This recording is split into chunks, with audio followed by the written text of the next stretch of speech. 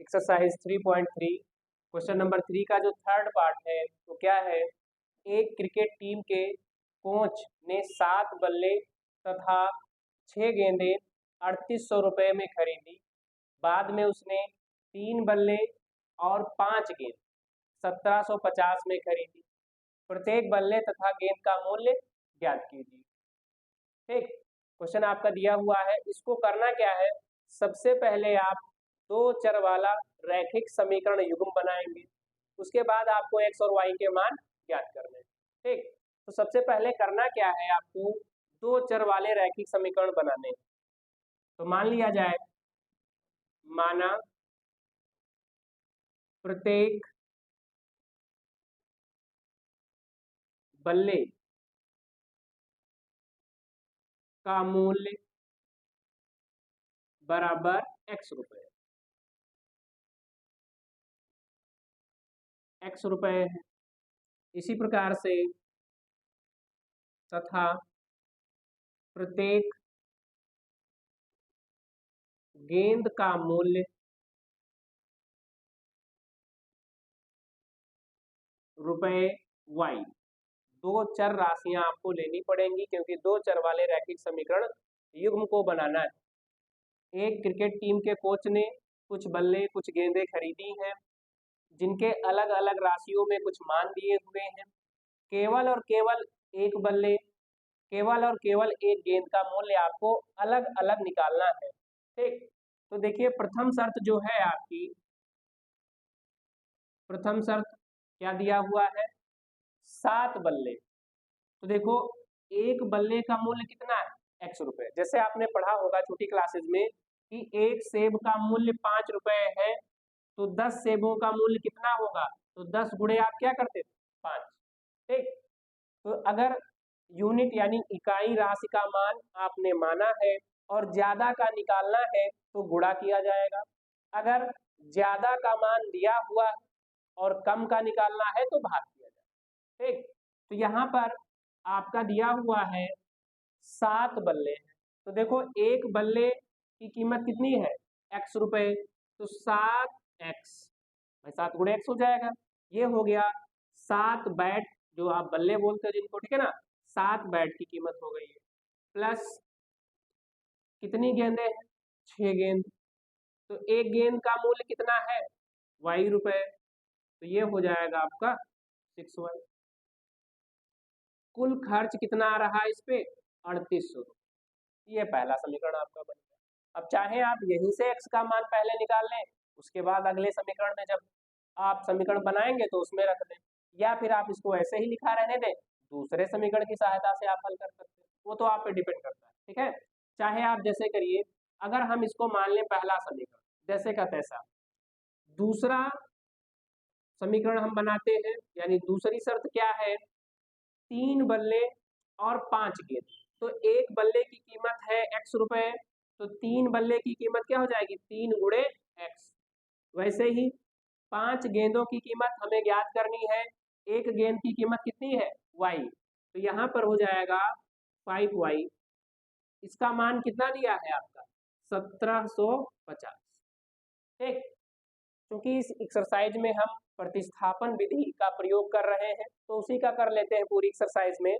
अब यहाँ से किसी एक राशि का मान आप निकाल लीजिए। तो अगर हम x का मान निकालें तो देखिएगा थोड़ा ध्यान से,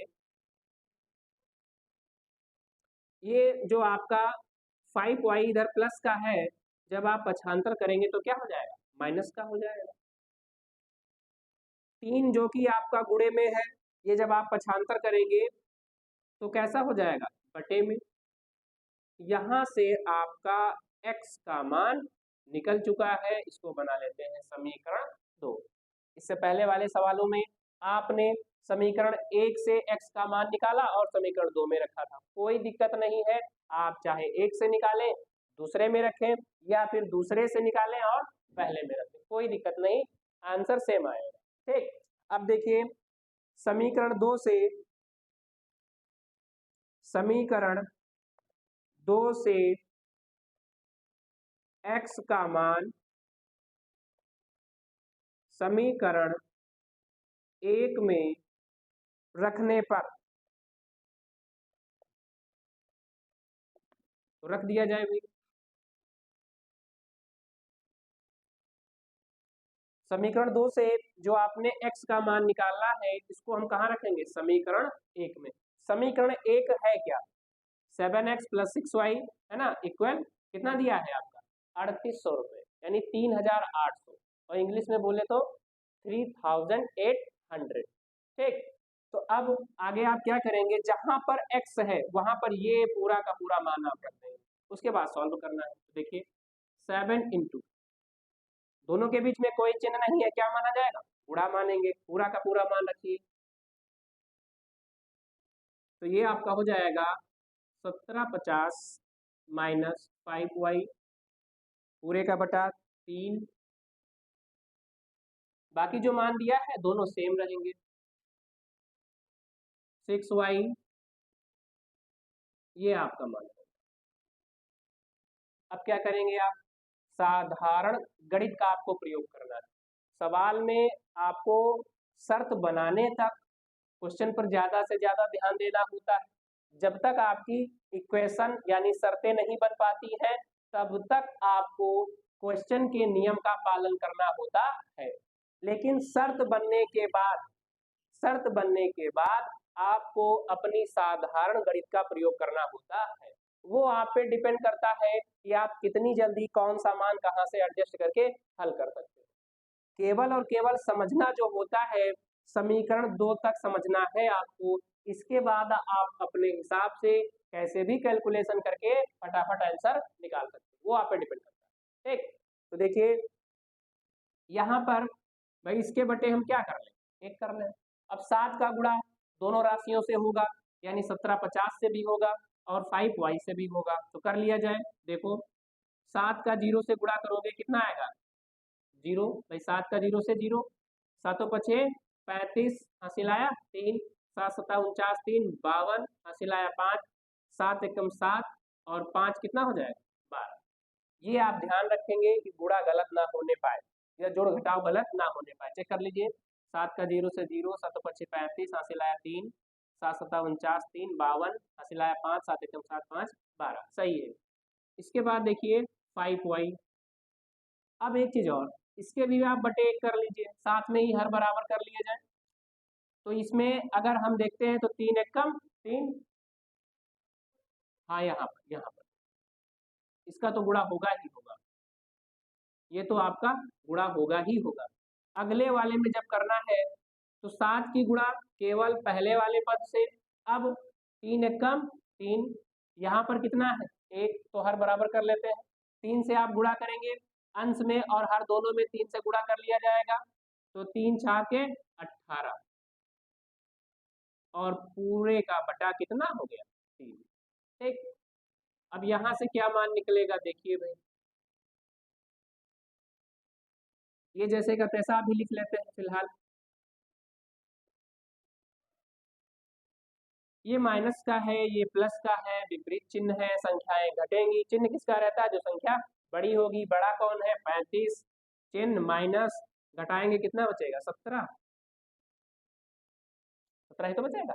ठीक, अब बटा 3 बराबर 3800, इसके आप बटे 1 कर लीजिए और इनका तिर्यक गुणा जो आप करते हो, यानी इस वाले पद का गुणा 1 से किया जाएगा तो आएगा आपका 12, 250 माइनस 17y बराबर, इसका आप करेंगे 3 0 0, फिर 3 का 0 से 0, 3 अठे 24, 3 त्रिका 9 2 11, ये आपका मान है। ठीक, अब ये वाला मान इधर प्लस का है, इसको आप अगर पक्षांतर करेंगे तो बन जाएगा माइनस का।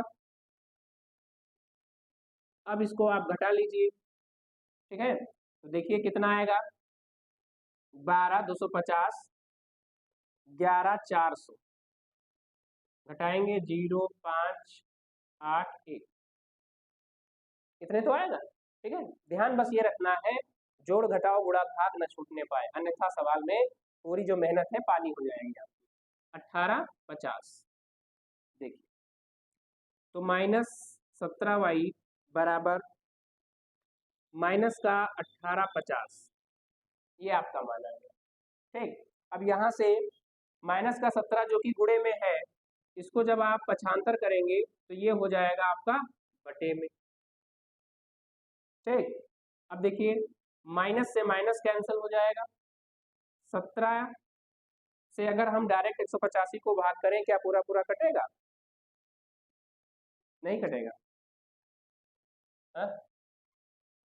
यहाँ पर थोड़ा सा हाँ छूटा है कुछ, देखो एक बार फिर से चेक कर लेते हैं।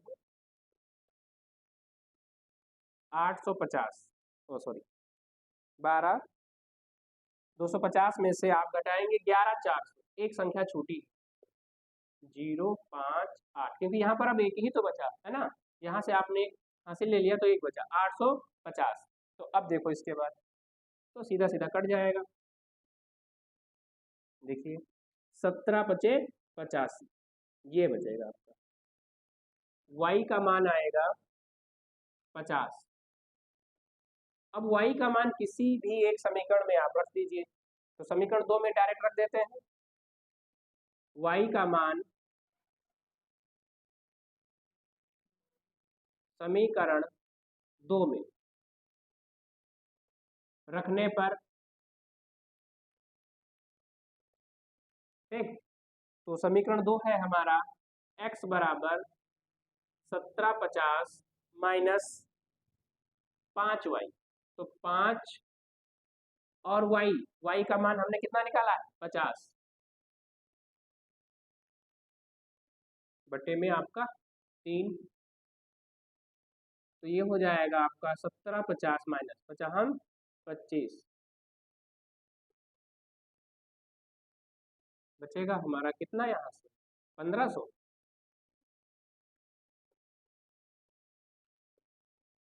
तो 3 एक कम 3, तीनों पछे 15, x बराबर कितना आ गया 500। चेक करिए आपका आंसर, देखिए इतने यार। ठीक, तो अब आपको लिख देना है प्रत्येक बल्ले का मूल्य x अर्थात 500 रुपये, प्रत्येक गेंद का मूल्य y अर्थात कितना आपका 50 रुपये। तो लिख देंगे आप प्रत्येक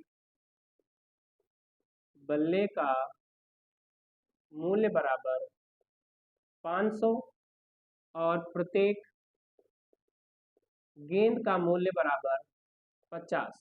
ये आपका तीसरे का तीसरा पार्ट कंप्लीट हुआ। आराम से समझ लीजिए और फिर नोट करिए।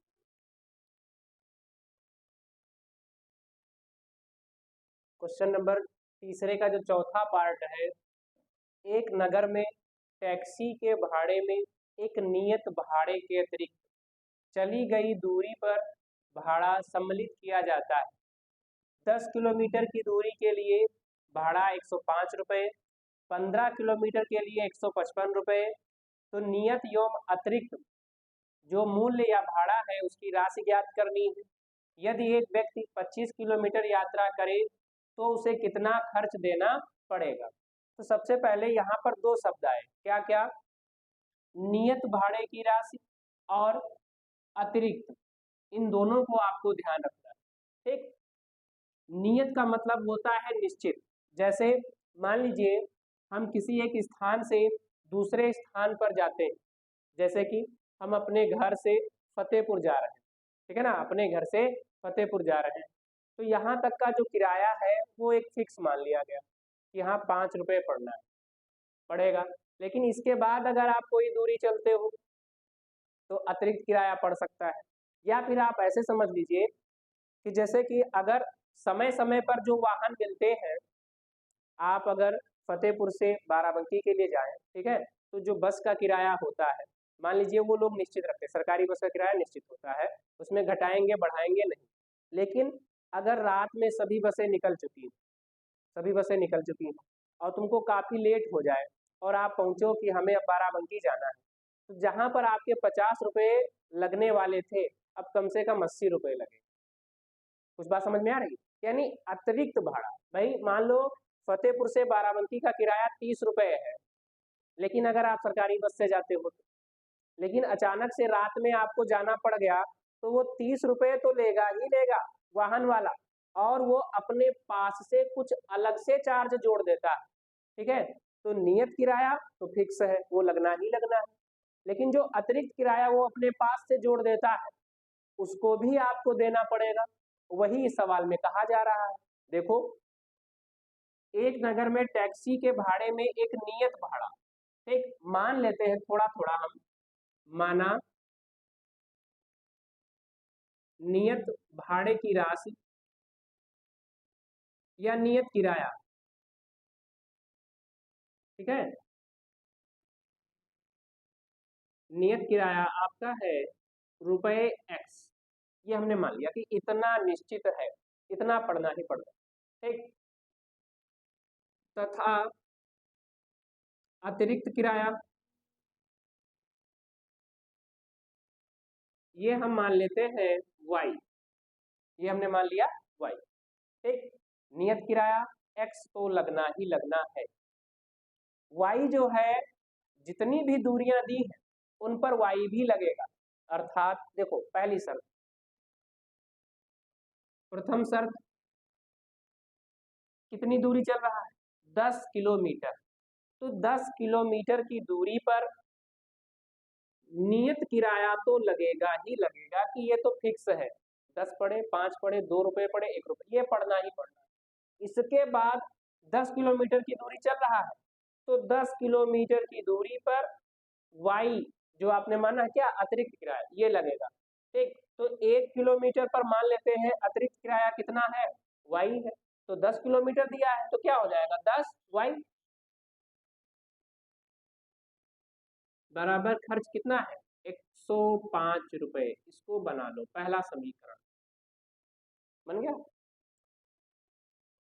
अब हम दूसरी शर्त की बात करते हैं, तो दूसरी शर्त में क्या दिया है, दूरी कितनी है, 15 किलोमीटर, बस दूरी बदलेगी, बाकी सब कुछ सेम रहेगा, x नियत है वो लगेगा ही लगेगा, तो x नियत है ये लगेगा ही लगेगा, दूरी बदली, y प्रति किलोमीटर पर अतिरिक्त किराया है, तो 15 किलोमीटर है तो 15 गुणे y, समझ पा रहे हो बात, ठीक है। ये क्या हो जाएगा, 15y बराबर कितने के मान दिया हुआ है, 155। अब यहां से किसी एक का मान निकाल दो, ठीक, देख लीजिए,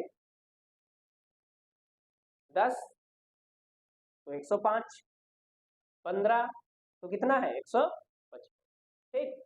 मान लिया हमने, पहली समीकरण से चाहे आप x का मान निकाल लो, चाहे दूसरी से निकाल के पहली में रख लो, कोई दिक्कत नहीं, आंसर सेम आएगा। तो यहां से हम x का मान निकाल लेते हैं, तो x बराबर 155, ये इधर प्लस का 15y इधर आएगा तो माइनस का, इसको बना लिया हमने दूसरा समीकरण। क्वेश्चन देखने में बहुत बड़ा लग रहा है लेकिन है बहुत सिंपल, समझने वाली जो चीज थी आपकी क्वेश्चन में आपने कर डाली, अब आपको साधारण गणित का प्रयोग करना है, आराम से हल करें, ठीक। जो कुछ समझना था आप एक बार क्वेश्चन पढ़ लीजिए, शर्त देख लीजिए, कहीं पर कोई दिक्कत हो तो आप पूछ सकते हैं, ठीक, देख लीजिए। अब आप करेंगे क्या, समीकरण 2 से x का मान समीकरण 1 में रखने पर, समीकरण 2 से x का मान समीकरण 1 में रखने पर, रख दिया जाए भाई। देखिए, समीकरण 1 है क्या हमारा, x प्लस 10y, तो जहां पर x है वहां पर आप कितना रख देंगे, 155 माइनस 15, तो 155 माइनस 15y, ये तो था ही आपका x का मान, लेकिन यहाँ पर भी कुछ मान दिया हुआ है ना, ये साथ में रहेगा।